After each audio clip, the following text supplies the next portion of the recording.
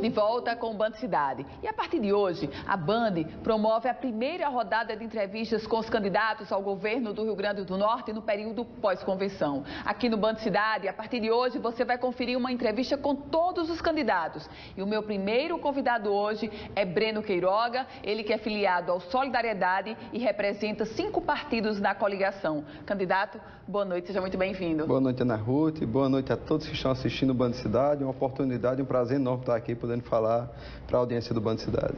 Candidato, o senhor se coloca como postulante ao Executivo Estadual do Rio Grande do Norte. O Executivo que mostra diversas sequelas, sobretudo na questão da folha de pagamento que hoje vem crescendo muito mais do que a arrecadação.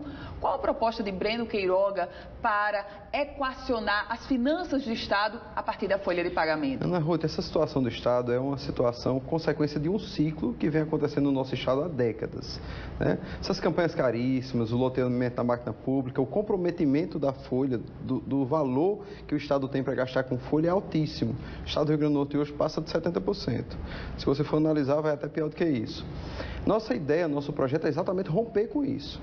Nós queremos modernizar a máquina pública, recuperar a governabilidade do Estado, recuperar a capacidade de investimento do Estado, começar a investir em locais estratégicos, por exemplo, a partir de estradas que o nosso Estado está numa situação caótica, para poder estimular a iniciativa privada a gerar emprego. Esse é o nosso ponto de vista, o que a gente quer prestar serviço de qualidade ao cidadão, é fazer o que o Estado tem que fazer, que infelizmente por causa do modelo político ultrapassado que vem governando nosso Estado há décadas, isso não é feito.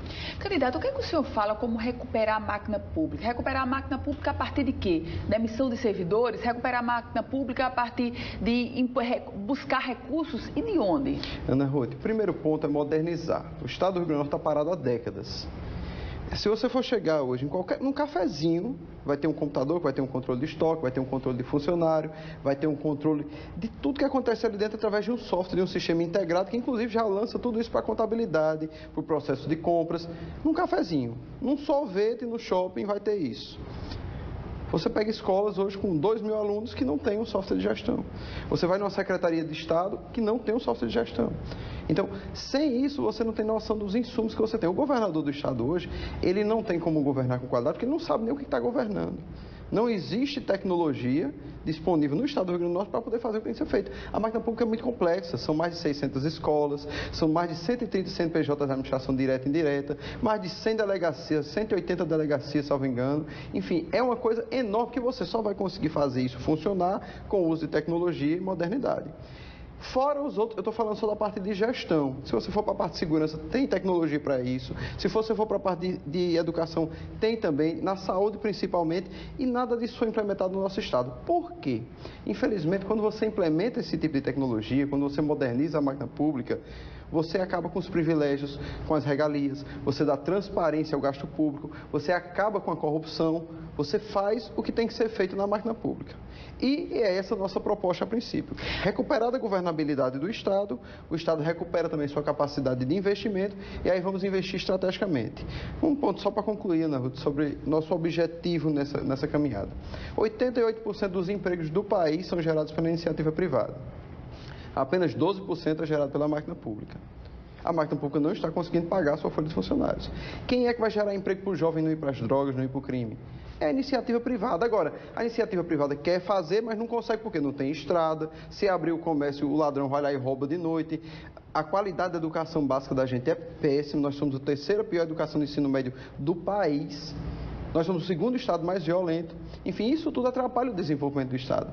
E nós queremos exatamente romper com esse ciclo que vem acontecendo no nosso Estado para poder recuperar a governabilidade do Estado e permitir que o Estado volte a crescer. Para isso, Solidariedade construiu um projeto muito bonito. Campanhas baratas e nós não nos coligamos com os partidos que historicamente ocupam a máquina pública, mas não geram resultado à população. Mantém o governador no poder, mas não consegue permitir uma governabilidade ao governo. Candidato, eu vou insistir um pouquinho mais. O Rio Grande do Norte fechou 2017 com um déficit de 700 milhões de reais. A folha de pagamento hoje do Estado do Rio Grande do Norte compromete mais da metade da sua receita. Como o senhor vai fazer para equilibrar a folha de pagamento de pessoal com essa receita que está posta? Ana Ruth, temos que analisar primeiro a matriz de contratação do Estado. Segundo, o tamanho da máquina pública. Toda secretaria, Ana Ruth, tem 15 setores idênticos. Parte de compras, frota, pessoal, toda secretaria tem isso. Existem diversas secretarias no Estado que não precisavam existir, que você poderia juntar 3 ou 4 em uma só e ficar só com 15 setores. Só aí você economiza muito. Aí vamos para outro ponto, contratação temporária. Eu consegui mapear a contratação temporária no Estado do Rio Grande do Norte porque eu fui pegando publicações. A transparência não permite a gente achar esses funcionários. Mas o que tem de contratação temporária desnecessária nesse Estado não é brincadeira. Gratificação. A política de gratificação no Estado do Rio Grande do Norte é um absurdo. Não existe um critério para você implementar uma gratificação no servidor. Então existe terceirização, por exemplo. Nós temos hoje, acho que aproximadamente 8 mil funcionários terceirizados, onde, na verdade, analisando, você precisaria da metade. Então, existem cortes que podem ser feitos, que você vai conseguir recuperar a governabilidade. Essas secretarias que eu acabei de falar, por exemplo, vou dar um exemplo, a Secretaria de Recursos Hídricos que foi criada, que é uma casa alugada ali, uma locação no prédio daquele é algo aproximadamente R$50 mil, totalmente desnecessário. Tem como funcionar como era antes. Candidato, vamos falar um pouco sobre a Previdência. A Previdência do Estado do Rio Grande do Norte, hoje o déficit é de R$110 milhões. Déficit. Como é que o senhor vai lidar com esse déficit da Previdência? O senhor vai propor uma reforma da Previdência à Assembleia Legislativa e em que termos? Vamos logo fazer nosso dever de casa. Por que a Previdência chegou a esse ponto? O que veio acontecendo com a Previdência que ela chegou a esse ponto? A mudança da matriz de contratação do Estado. Quem tem Previdência própria não pode trabalhar muito tempo com funcionário temporário, nem pode abusar da terceirização, muito menos dos consórcios. O Estado que tem Previdência própria, ele tem que aumentar seu funcionário efetivo e reduzir os temporários. O Estado do Rio Grande do Norte, ao longo de décadas, foi mudando isso. Foi diminuindo o número de efetivos e aumentando muito a contratação de temporários. Hoje, quase 25% da nossa folha é com esse tipo de pagamento. E o funcionário temporário e o servidor terceirizado, ele não contribui para a Previdência própria, ele contribui para o INSS. Então, você tira o dinheiro da folha, que era para voltar para a Previdência própria, e vai para o INSS. Nós vamos mudar essa matriz. Primeiro, nós vamos reduzir os contratos desnecessários. Agora, quando a gente fala em corte, é importante que o servidor que está em casa olhando agora, que está assistindo, entenda que nós não vamos cortar quem trabalha, quem produz. Nós vamos cortar as regalias, os desperdícios, os abusos que estão sendo feitos com recurso público. É esse o nosso objetivo. Você que é servidor efetivo, é importante que eu diga isso agora aqui, Ana Ruth. Tem muito servidor efetivo qualificado, competente, que construiu essa máquina pública do Estado do Rio Grande do Norte com qualidade e hoje chega um governador e nomeia o filho do prefeito da cidade para ser o chefe do setor, ganhando 3 vezes o que aquele servidor efetivo ganha. Aí desmotiva o setor, aí o funcionário para de querer trabalhar e aí cai por terra tudo que está sendo construído. Nós vamos valorizar o servidor efetivo de uma maneira que 70% dos cargos comissionados da nossa gestão vão ser puxados de dentro da máquina pública, daqueles que têm competência, capacidade, que mostraram resultado ao longo de décadas e que hoje são desvalorizados em troca desse modelo político onde se implementa o favoritismo, toma lá da cá, venha para cá, venha para a nossa coligação, os acordões, os famosos acordões que mantêm o poder aí ao longo de décadas na mão da turma, mas eles não conseguem fazer o que de fato o Estado tem que fazer, que é prestar serviço de qualidade à população e estimular a iniciativa privada para gerar emprego. Candidato Breno Queiroga, segurança pública. O Estado potiguar já se aproxima dos 2 mil homicídios, de um lado. Por outro lado, nós temos um déficit de pessoal só na Polícia Militar de 5 mil homens. O que o senhor propõe para a segurança pública diante dessa equação que não fecha, candidato? Ana Ruth, segurança pública são 3 viés. Você tem que caminhar em 3 eixos principais. O primeiro deles, nós temos uma fábrica de vulneráveis. A nossa sociedade hoje, sem educação de qualidade, sem saúde de qualidade, sem emprego para o jovem, é uma fábrica de vulneráveis. Às vezes eu vejo o povo querendo matar os bandidos, não vai resolver. Porque não vai deixar de aparecer mais. O povo está vulnerável, não tem oportunidade. Esse é o primeiro ponto. Segundo ponto, impunidade. Apenas 3% do crime do país são investigados. No Rio Grande do Norte, esse número sequer nós temos conhecimento. Por quê? Falta de tecnologia. E aí eu vou pegar um exemplo. São Paulo e o Rio Grande do Norte. Nos últimos 10 anos, São Paulo reduziu a criminalidade em 48%. O Rio Grande do Norte aumentou a violência em 250%. O que São Paulo fez lá atrás que o Rio Grande do Norte não fez? Tecnologia. São Paulo modernizou a máquina pública, colocou lá os inquéritos digitais. Aqui no Rio Grande do Norte, quando você prende um bandido, você tem que botar uma pasta debaixo do braço e em vários órgãos diferentes, ITEP, Ministério Público, Tribunal de Justiça, na delegacia especializada, na penitenciária, tudo com a pasta debaixo do braço, gastando tempo com viatura, hora de policial civil qualificado. Tudo isso acontece em São Paulo num botão, num clique. E o que é pior, São Paulo investiu milhões lá atrás. Hoje esses softwares já existem gratuitos para a máquina pública e no estado do Rio Grande do Norte não é implementado por falta de internet de qualidade, computador e treinamento.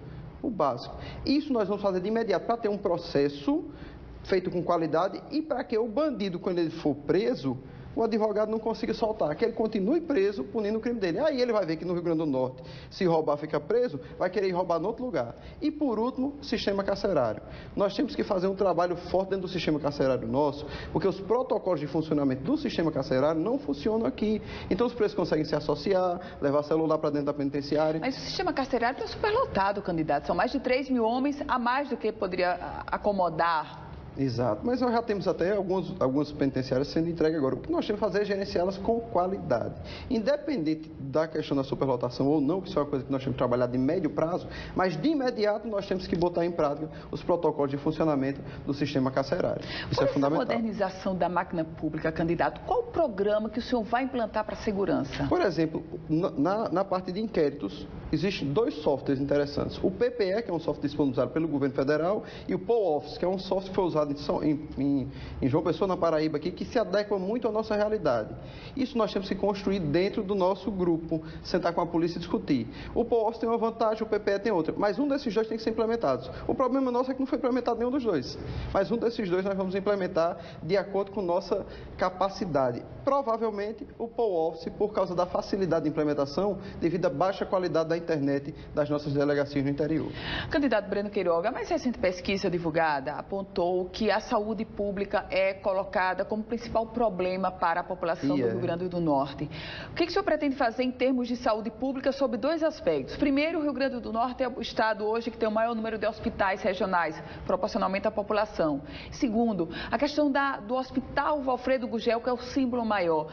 Como é que o senhor vai tratar desses 2 pilares aos quais eu fiz referência? Uma grande crise de gestão na saúde. E o problema do estado é esse. Tem muito hospital, todos fazendo a mesma coisa e todos sem fazer nada. Então, o cidadão que sofre um acidente lá em Olho d'Água, na minha terra, ele vem para o Hospital Regional de Caraúbas, aí não tem resolutividade. No de Olho d'Água, ele já não tem, municipal. Aí ele vem para o de Caraúbas, não tem. Aí ele vai para Mossoró, quando chega lá está superlotado, talvez não resolva o problema dele. Vem bater em Natal, superlota o Valfredo Gugel. Nós temos que organizar nossas redes de atenção à saúde. Isso é uma legislação que existe há mais de 10 anos. Na Paraíba, se você sofrer um acidente, tem uma ambulância SAMU que vai levar você para o hospital correto, que vai fazer o atendimento que você precisa. Vizinho Rio Grande do Norte, do lado. Por que aqui não foi implementado ainda? Só uma questão de gestão, vou dizer, hospital tal, você vai cuidar de trauma, você vai cuidar dessa especialidade.